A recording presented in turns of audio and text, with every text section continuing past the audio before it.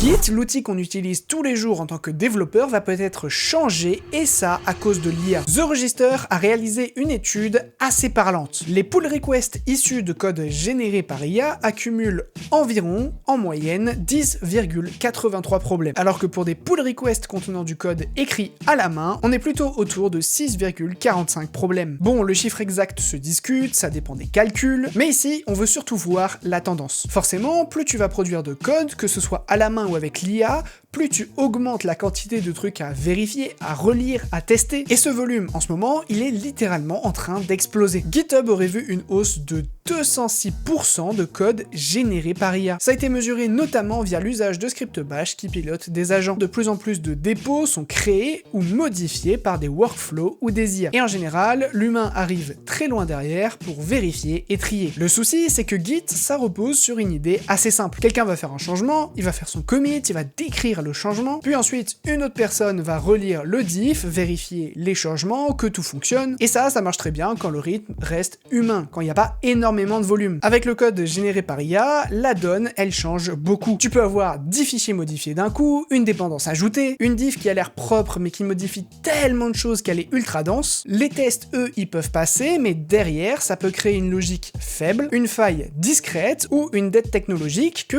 personne n'a réellement choisie. Et si tu veux en savoir plus sur le sujet de cette vidéo ou si tu veux parler avec des gens de la communauté, tu peux rejoindre le Discord, le lien est dans la bio.